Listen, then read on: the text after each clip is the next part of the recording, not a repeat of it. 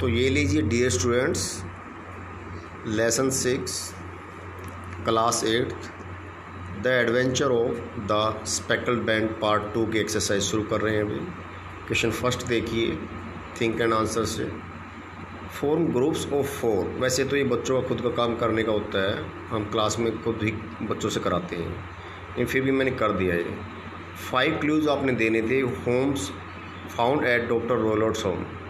Doctor Roylott के घर में होम्स जो डिटेक्टिव था उसको 5 कौन कौन से क्लूज़ मिले थे वो हम करते हैं। अभी यहाँ देखिए, लो विसल साउंड, एक तो ये।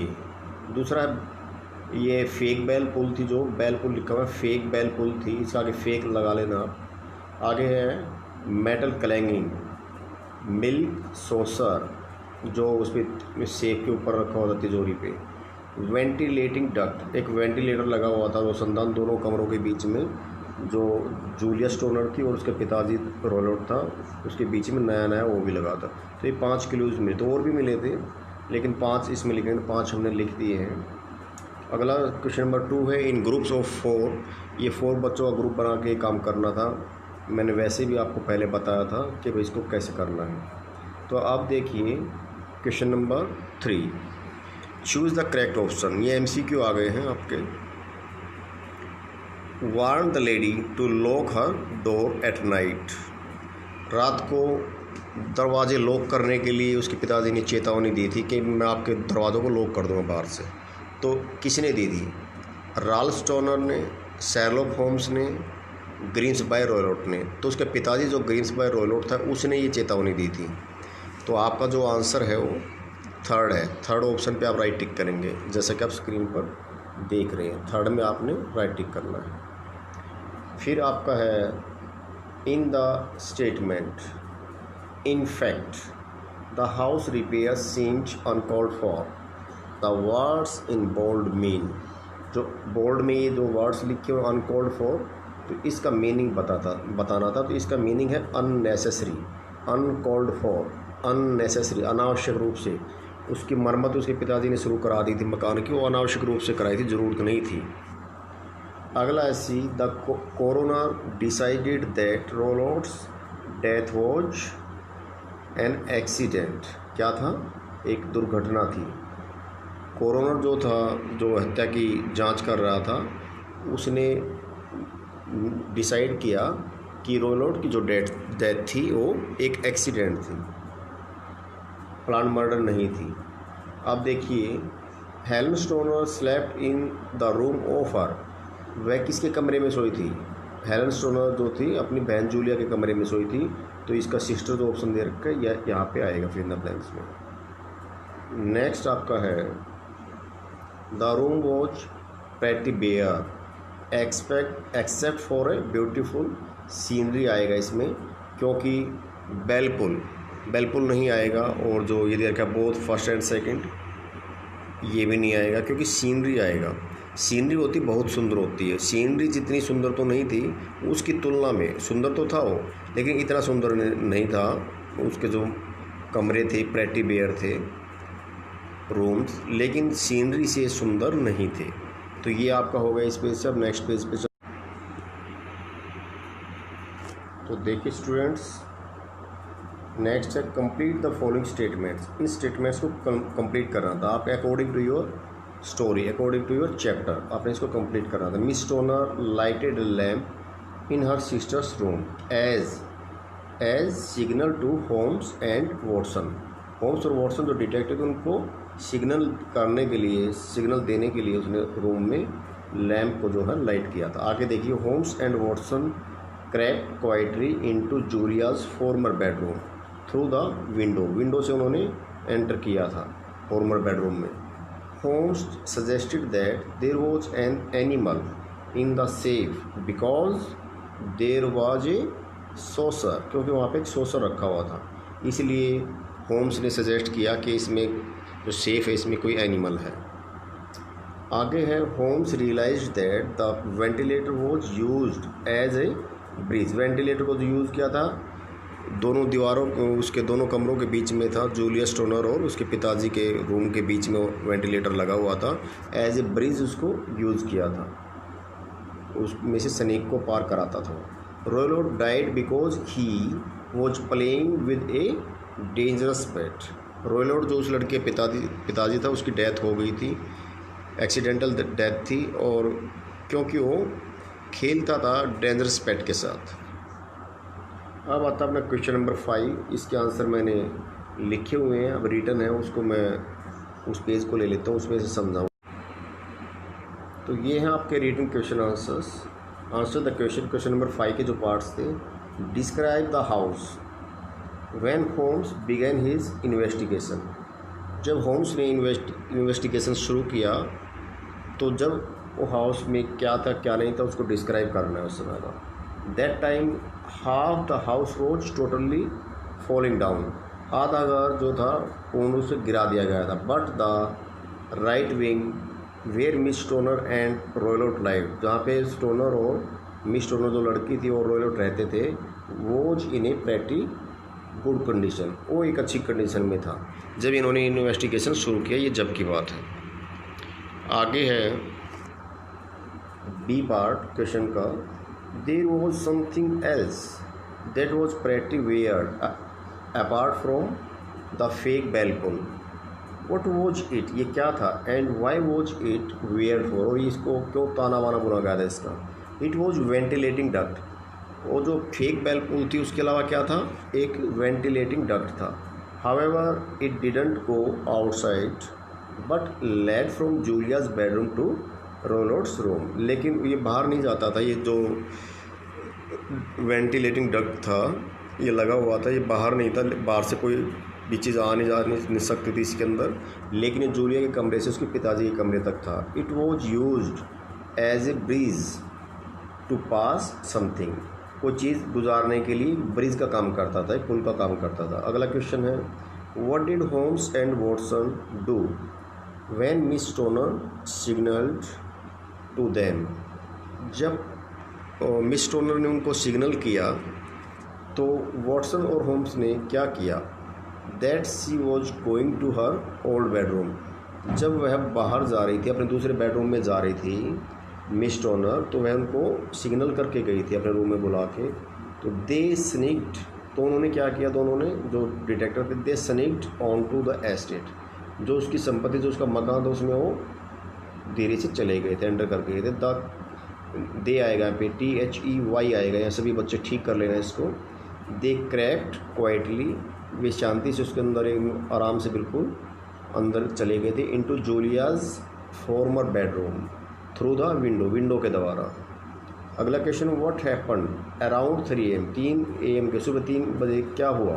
एट 3 AM दे सा a brief flash of light, उन्होंने ब्रीफ फ्लैश ऑफ लाइट नज़र आई थी। ए स्मेल ऑफ बर्निंग ऑयल, जलते हुए कुछ ऑयल की उन्होंने गंध आई थी डिटेक्टिव ने। एंड हीटेड मेटल वेफ्टेड इन, और जो हीटेड कोई मेटल था उसकी हवा में उड़ने की एकदम से, मतलब हवा में कोई चीज़ जैसे फेंक देते हैं तो ऐसी आवाज़ उनको सुनाई दी थी। आगे है what mystery do the do Holmes and Watson solve in the case of speckled band. Speckled band में होम्स और वॉटसन ने क्या मिस्ट्री सुलझाई वो इसमें आपने बताना है। तो आंसर आपका सामने है। When Holmes and Watson emerge from Holmes room they find doctor, Helen's room आ गए, हेलेंस रूम है, गलती से मैंने बोल दिया Holmes room, Helen's room. They find doctor Roylott, तो उनको रोयलोट जो डॉक्टर था उनका लड़की और पिताजी, वो डेड मिला वहाँ पे। And wearing A spotted yellow band, और पहने हुए था येलो कलर का एक बैंड, वो स्नेक था। अराउंड हीज फोरहेड, उसके माथे पर चारों तरफ। द स्पेकल्ड बैंड, वो क्या था, स्पेकल्ड बैंड था। Holmes often solve his cases, होम जो है अक्सर अपने केसेस को सोल्व कर लेता है क्वाइट अर्ली, पहले ही। इन इन्वेस्टिगेशन, जब वो इन्वेस्टिगेट करता है, but still must prove himself to be right by allowing events to play. कोई भी इवेंट होता है, कोई भी काम होता है, इसको क्योंकि इन्वेस्टिगेटर है ये डिटेक्टिव, कोई भी ऐसा काम आता है तो सबसे पहले अपने, ये बहुत ही वर्ल्ड फेमस डिटेक्टिव थे तो अपने काम को बहुत पहले और आसानी से करने के माहिर थे। तो ये थे आप। अब देखिए क्वेश्चन नंबर 6 पे आ गए हैं। क्या दे रखा, fill in the blanks with the most appropriate word from the box. Box से आपने जो बहुत ही उचित जो शब्द है वो लेना है। You may have to change the tense of some words. किसी वर्ड का आप टेंस बदलना चाहें तो बदल सकते हैं। किसी को ये वर्ब है जो इसका first second third form fourth form fifth form बनानी हो तो बना सकते हैं आप चाहें तो चेंज कर सकते हैं अकॉर्डिंग टू टेंस। अब देखिए, the police found the man's behaviour a little weird. आदमी का जो व्यवहार जो पुलिस को लगा कुछ बनावटी लगा, ताना बुना बना हुआ, जाल में उलझा हुआ लगा। फ्रेश एविडेंस, आपने जो एविडेंस ये वर्ड लिया, फ्रेश एविडेंस सजेस्ट दैट, ताज़ा जो सबूत है वो सजेस्ट करते हैं देयर स्टेटमेंट्स आर फॉल्स, क्योंकि जो स्टेटमेंट थी वो गलत थी, झूठी थी। The police are investigating, are आया है तो आईएनजी फॉर्म आएगी इसके बाद में, are investigating the case of the missing necklace. The police are being आया, is am are was were के बाद जब बीइंग आता है इसका मतलब पैसिव वॉइस है। पैसिव वॉइस में हमेशा ही वर्ब की थर्ड फॉर्म यूज़ होती है, तो प्रेशराइज्ड आएगा। To solve the case at the earliest. The thief sneaked in through the back door while the lady was not looking. आगे आपका है match the words with their meanings. ये easy है, अपने मीनिंग को मैच करना था। हाइडियस है उसको अपने मैच कर दिया। वेरी अगली, हाइडियस टेम्पर तो होता है, टेम्पर का जो मीनिंग होता है एंगर है, गुस्सा, एंग्री जो बोलते हैं। बैफल्ड होता है कन्फ्यूज्ड, अनकैनी होता है मिस्टीरियस, सीक होता है आस्क फॉर, सीक मीन्स ढूंढना। तो ये आपके इसके सिनोनिम्स ढूंढने थे। आगे देखिए क्वेश्चन नंबर 8 में, explain the following lines in your own words. अपने खुद के शब्दों में इनको आपने एक्सप्लेन करना था। तो एक्सप्लेनेशन आप देख सकते हैं। जिन बच्चों ने ये रिटर्न में नहीं किए तो इस पर स्क्रीन पे रोक के आप उसको लिख भी सकते हैं। The house repair seem to be uncalled for. जो हाउस की रिपेयर थी वो अनकॉल्ड फॉर थी, अननेसेसरी थी, ज़रूरत नहीं थी उस समय उसकी। तो it was seemed that the house was repaired unnecessarily. ये इसका एक्सप्लेनेशन हो गया। आगे देखिए, that fatal night Roylott went to bed early. तो इसका एक्सप्लेनेशन है, on that night when Julia died her father went to bed early. तो जिस रात वो घटना घटी थी, जूलिया मरी थी, उसके पिताजी जल्दी सोने के लिए चला गया। अब हम आ गए ऊपर नेक्स्ट पेज पे सी एक्सरसाइज में। Miss Toner felt that, miss Toner ने महसूस किया that the safe held his business papers. तो इसका क्या आएगा एक्सप्लेनेशन टेंस का, according to miss Toner the safe had only business papers. Holmes admitted that he started out on a completely wrong track. Holmes ने admit किया कि मैं बिल्कुल गलत ट्रैक पर था। मैं पहले कुछ और सोच रहा था वो कि भाई वहाँ जो जिप्सीज आए कभी उन्होंने मार दिया हो, तो बाहर से आने जाने का कोई रास्ता जो उनको दिखाई दिया, भाई है ही नहीं कहीं भी। तो जब उनको हकीकत का पता लगा, जब उन्होंने सोचा हम गलत ट्रैक पे थे। तो when Holmes was obvious about the criminal he said this line. तो ये लाइन जब कही थी होम्स ने, जब वो बिल्कुल निश्चित हो गया था क्रिमिनल के बारे में। आगे देखिए, and the rest is history. जो आगे हो हिस्ट्री है। हाउ समथिंग हैपन, ये किस प्रकार से हुआ। To say that you have reached the part of the story. You have reached the part of the story, आप स्टोरी का जो पार्ट है उस पर पहुंच जाते हैं। And the rest is the stories का एक्सप्लेनेशन ये था। आगे है आपका question number 9, use each word as a noun and a verb to make two meaningful sentences. तो इंटरेस्ट को आपने यूज़ करना था। She told us about her interest in music. Interest in music, तो ये आपको नाउन की जगह यूज़ किया गया है। She took interest in political debate, तो इंटरेस्ट का यहाँ पे यूज़ जो किया गया वर्ब का यूज़ किया गया। She took interest. Sport, this is a beautiful sport to relax. Sport या नाउन की जगह यूज़ हुआ है, बहुत सुंदर जगह है। तो she was supported singing in bars, उसको देखा गया बार्स में, बार जो होते हैं उनमें गाना गाते हुए। तो ऑब्जेक्ट का यूज़ करना है नाउन की जगह। He gave me an unknown object, ये नाउन की जगह यूज़ हो गया। I really object to being charged for parking. फिर demand, the demand for low income houses is growing. जैसे मैं पहले ही हिंदी में आपको पहले बता चुका हूँ, ज़रा थोड़ा स्पीडली कर रहा हूँ क्योंकि ये सब चीज़ें आपको पहले बता रखे मैंने। तो कॉमन जो चीज़ें नहीं आ रही उनको मैं थोड़ा एक्सप्लेन ज़्यादा करूँगा। वी आर सीइंग, ये आपका जो यहाँ पे डिमांड है उसको यूज़ किया गया है as a verb. We are seeing an increase demand for hospital beds. Safe का यूज़ करना नाउन की जगह। We want our students to live in a safe environment, verb की जगह। She feels safe with his parents, ये मैंने करा रखा। Write adjectives for the main characters in the story. अब इसमें दिया हुआ है आपका होम्स है और जो है आपके वॉटसन है, हेलन है, इनके जो कैरेक्टर हैं ये आपने इसमें लिखने थे।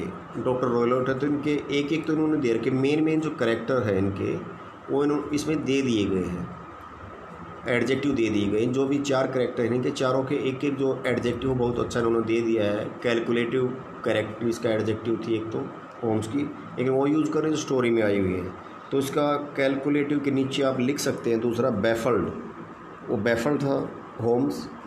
और ये प्राइवेट डिटेक्टर था, ये प्राइवेट लिख सकते हैं, प्राइवेट, ये एक एडजेक्टिव है इसकी होम्स की। वॉटसन आएगा, वॉटसन में लॉयल दिया ही हुआ है, वो लॉयल पर्सन था, निष्ठावान था।